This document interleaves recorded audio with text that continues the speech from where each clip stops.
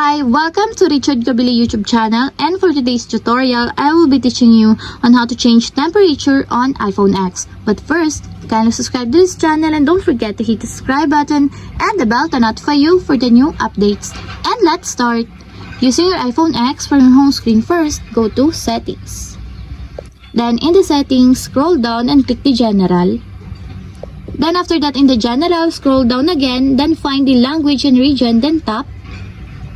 Then after that in this part, in the language and region, find the temperature, then click.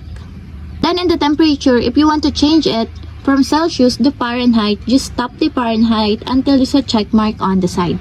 And if you want to change it back to Celsius from Fahrenheit, just click again until there's also a check mark on the side. And that's it, we have successfully changed temperature on iPhone X. If you have a question, can you comment down below, and don't forget to hit the subscribe button and the bell to notify you for the new updates. And thank you for watching!